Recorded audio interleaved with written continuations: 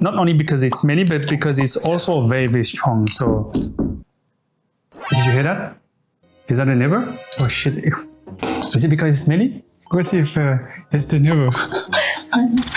They call this poor man's food. They say it stinks, they say it's smelly, they say it's too salty, no flavor. They say it stinks again, but I disagree. I don't see struggle meals or poor meals. I see tasty and sometimes really, really genius. And today I'm cooking 6 different Peasant meals from China to Korea, from India to Japan, and from Philippines to finally Vietnam. I'm going to show you that Peasant meals are really the best ones. It is absolutely banger. It is so good, even though they're really sticky.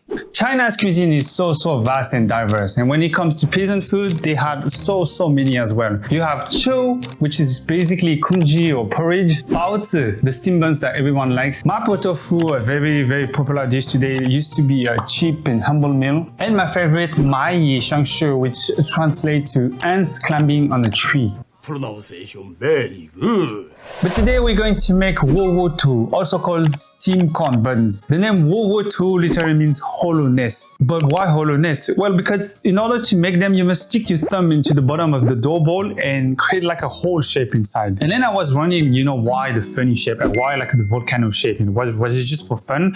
Well, it turns out there was a very smart reason behind it. People didn't have much firewood back in the day, so the hole would allow the hot, steam to hit the center of the bread and allowing the cooking to go like much faster. Smart. So in order to do the wo wo tu, you just need 2 main ingredients: corn flour and soybean flour. I didn't find soybean flour, but you can also use mung bean flour. It's fine too. We're not going to use wheat flour because back in the day, wheat was a luxury. We're going to mix the corn flour and the mung bean flour into one bowl. And then you're going to take some boiling water and we're going to pour this water slowly into the mix. And while you're pouring, you need to mix it with chopsticks, not with your finger, of course, it's way too hot. And keep stirring until you have a very like shaggy clumps. And don't pour too much water because it's gonna become like too soggy. Like right now it's way too hot, so we're not gonna touch it. As soon as it cools down and you can touch it, we're gonna knead it. Oh, way too hot. It's still way too hot. We're gonna add a little bit of flour into the cutting board and we're gonna knead until it becomes a very soft ball. Normally you wouldn't put any flour, on the cutting board, but I was afraid that it was gonna stick a little bit like it does now, so I put a little bit of flour. So usually you would need to let the dough rest for a couple of hours, but people in the past didn't have that much time. So you take a handful dough like that, and then we roll it until you have a really nice smooth ball like that. Stick a thumb inside and rotate, and look at that. It doesn't look good. At least you tried. Now look at this tiny little, very cute volcano. Well, they're a little bit out of shape.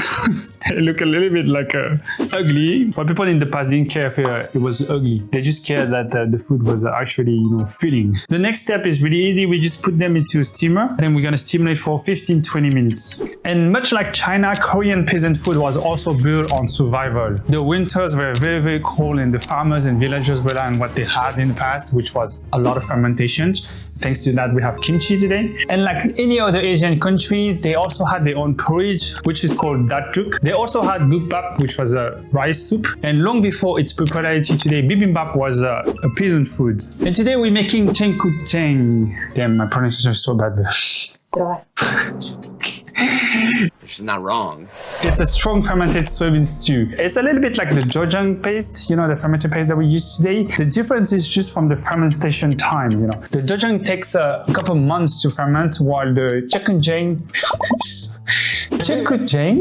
takes only a few days. So back in the day, people didn't have the luxury to wait for months and months to have food. So waiting for a couple of days for the soybean to ferment was perfect for them. I couldn't find any Cheonggukjang paste. It's really hard to find it. Nowadays, people just use Cheonggukjang paste. So we're just gonna boil a little bit of water to make a broth. Now we slowly add the kimchi into the broth. People in the past didn't have a lot of meat, so they would use tofu instead. And that's what we're gonna do. We're gonna add tofu in the stew. Let the tofu cook for a couple of minutes. And at the very end, we're gonna add the Cheonggukjang paste. Should be ready now. We're gonna add a very big spoon of soybean paste.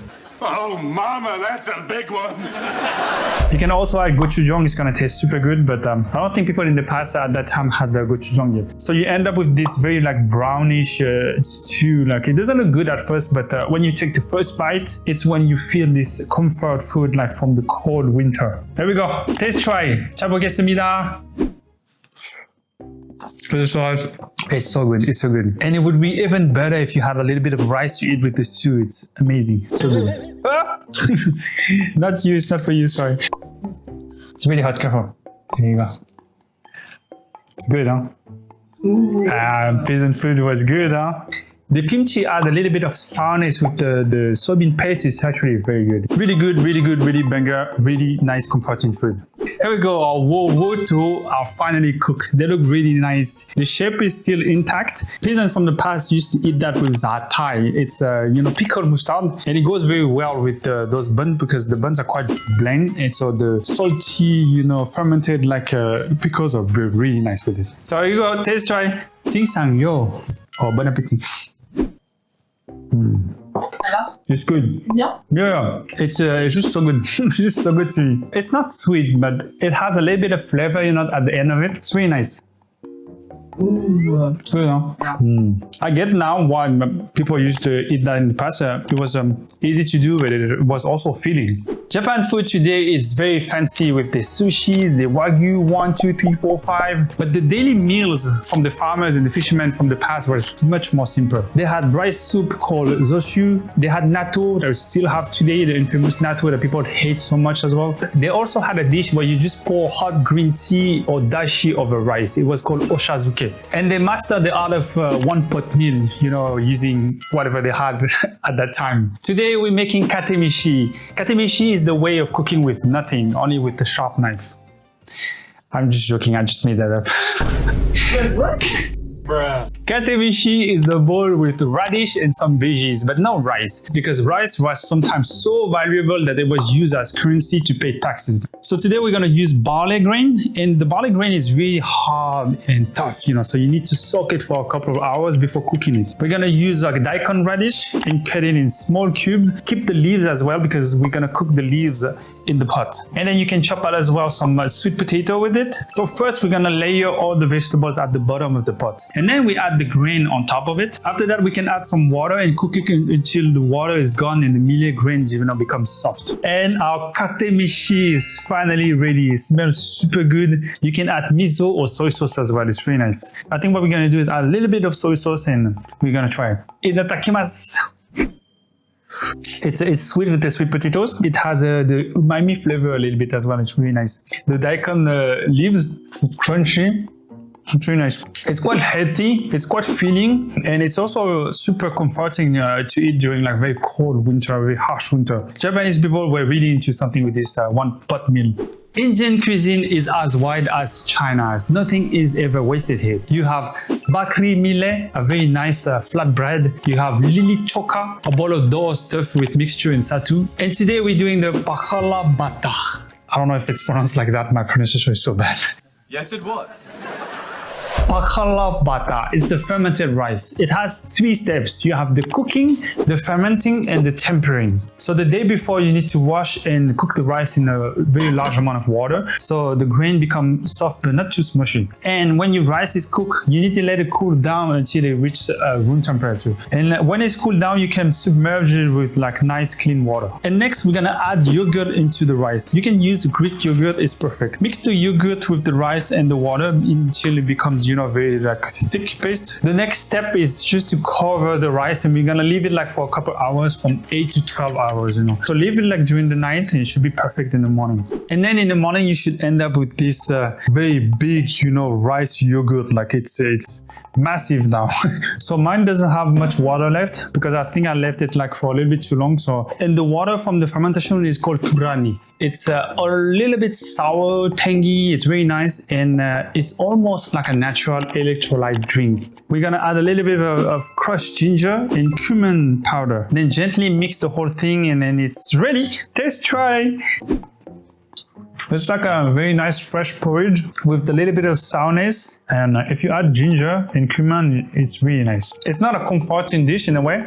It's more like a dish to help you like get your energy like ready for the day, you know. I'm gonna need to finish that at some point. Do you wanna help me maybe? Please help me.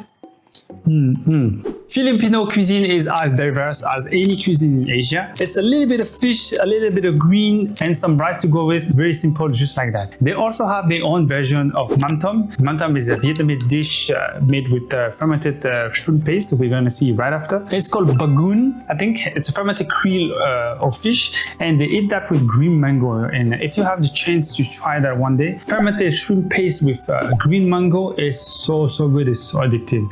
You should try one day. My mouth is watering just talking about that.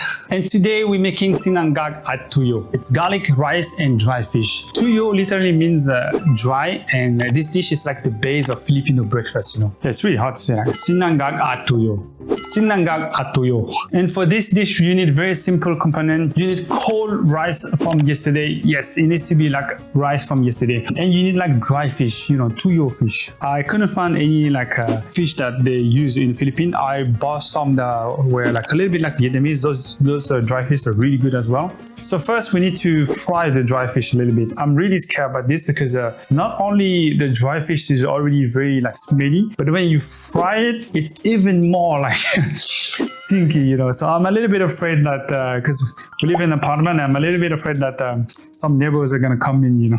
What does that smell? Do you smell that? These dry fish are so good, but the smells are, oh my god, they smell a lot. Do you want to smell it? No? No. Make sure you don't over like fry it. It just needs to be a little bit crispy and then and it's gonna be good, you know. I'm really freaking excited about this dish because it has the same taste as the Vietnamese, you know, peasant dish. And it's lovely, it's lovely. It smells so much, like it smells so much. The next thing to do is to fry the rice with some garlic. Don't burn the rice, of course, just fry them a little bit so it has this very nice aroma. Everything is done now, we are ready to have breakfast. Let's put this into a nice plate. That's perfect, look at this plate. You usually eat that with a little bit of vinegar and chilies. I think it's time to try. Let's go. Just the rice, the garlic rice with the vinegar is already so good. There you go, just the rice is so good.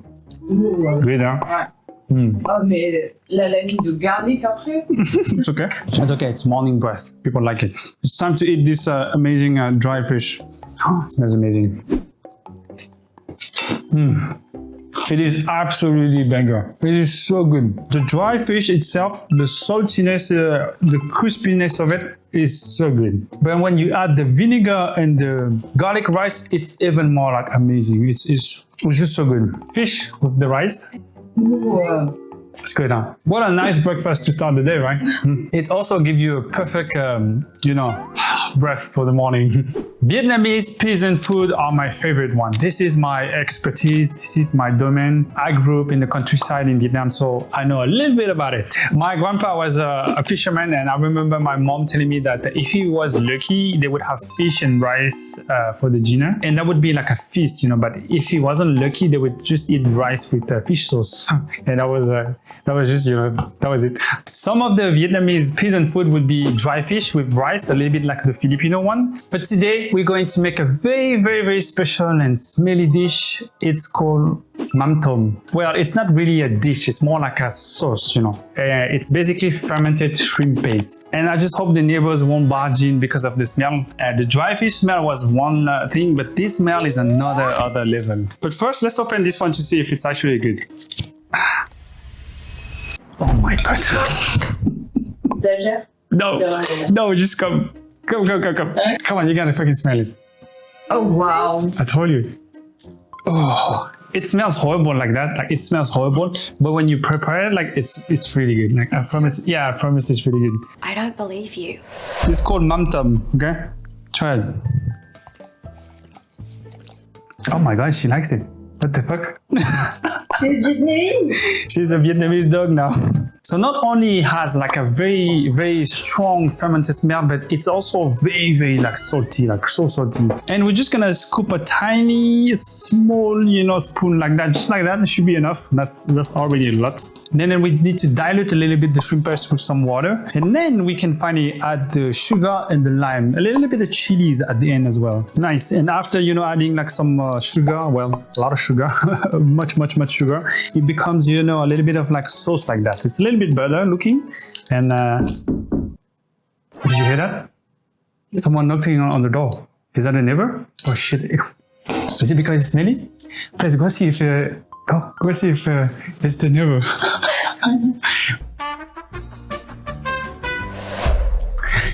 Okay, it wasn't the neighbor. It was just some scammers. It's okay. We're safe. Let's continue. So you're probably wondering, like, what do we eat with that? Like, what do we do with this sauce? Well, you eat that with some water spinach, also some rice or vermicelli, and sometimes you can also fry some tofu and eat with that, and it's just perfect. It was like, the perfect peasant food. And not a lot of Vietnamese like this dish, not only because it's smelly, but because it's also very, very strong. So only like the elite Vietnamese can eat that. It's called a Ton Nung Ban Chang Ba Ngang. What? I don't know. I'm Vietnamese, but I can't read Vietnamese. Right. So we're just gonna take a little bit of water spinach, dip it into the sauce, and put it back into the rice, and then we can eat it. Bon appetit. I don't know how to say bon appetit in Vietnamese. Only like the elite Vietnamese. Right. My income.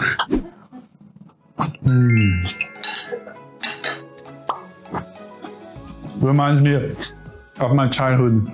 You Vietnamese now, you need to try. Come. Look, a little bit of sauce, a little bit of rice. There you go. Olia and I loves it. What about you? Le goût, ça va. Chili. It's the chilies. I think I'm just gonna eat this dish now, and you can finish the video for me, please.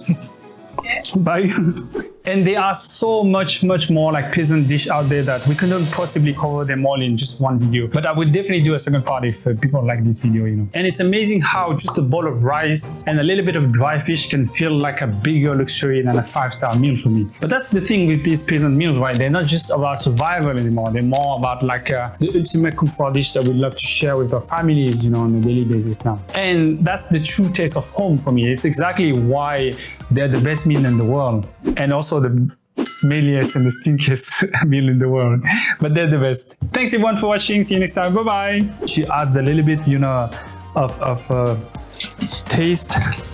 What are we doing here? Right now it's way too hot, so we're not gonna touch it. Garlic rice and dry fish. Garlic rice and dry fish. Rice porridge. No?